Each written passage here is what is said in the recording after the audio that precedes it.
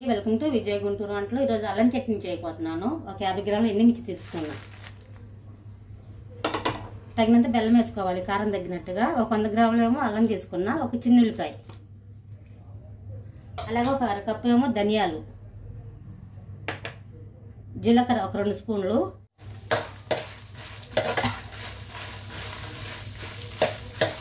వేగితే సరిపోతుంది. ఎక్కువ మాడకూడదు, మిర్చి అనేది మాడకూడదు, అలాగే పచ్చిగా ఉండకూడదు. టేస్ట్ బాగా రావాలంటే ఇలాగ వేపుకోవాలి. స్టవ్ ఆఫ్ చేస్తున్నాను. ఒక ప్లేట్లో తీసేసుకున్నాం.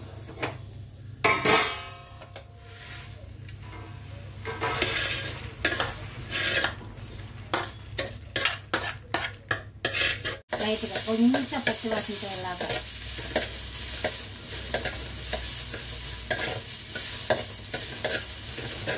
చల్లారింది. ఇప్పుడు మిక్సీ వేసుకున్నా.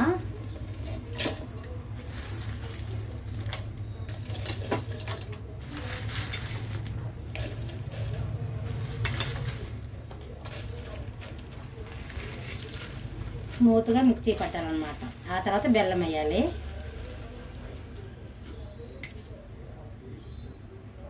చిన్నపాయల రబ్బలు కూడా వేసేద్దాం. ఒక 1 స్పూన్ ఉప్పు కూడా వేసుకోవాలి టేస్ట్ కోసం.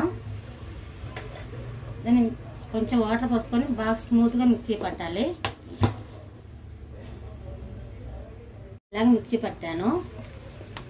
ఇలాగా ఇంత గట్టిగా ఉండాలి. బెల్లం వేస్తే కొద్దిగా లూజ్ వచ్చింది అనమాట. ఇలాగా ఉండాలి. ఇప్పుడు బెల్లం వేద్దాం.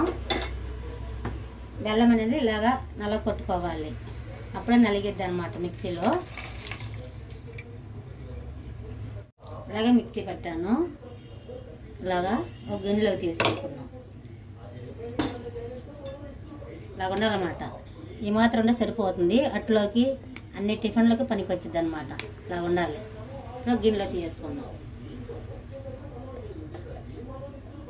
వేద్దాం. స్టవ్ వెలిగించి బండి పెట్టాను. కొద్దిగా ఆయిల్ వేస్తున్నాను. తాలింపు గింజలు 1 స్పూన్ దాకా వేసుకుందాం.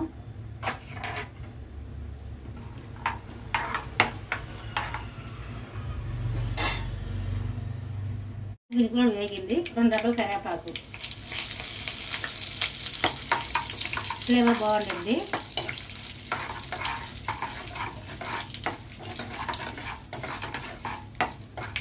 స్టవ్ ఆఫ్ చేస్తున్నాం.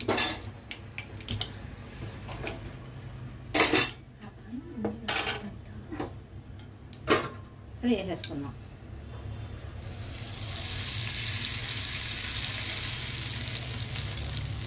అయిపోయిందండి అల్లం పచ్చడి. చూడండి ఎలా కనిపిస్తుంది, కలర్ఫుల్ కనిపిస్తుంది కదా. ఇంతేనండి వీడియో. మా వీడియోకి నచ్చినట్టయితే లైక్ చేయండి, షేర్ చేయండి, సబ్స్క్రైబ్ చేయడం మాత్రం మర్చిపోకండి. నెక్స్ట్ వీడియోలో కలుద్దాం.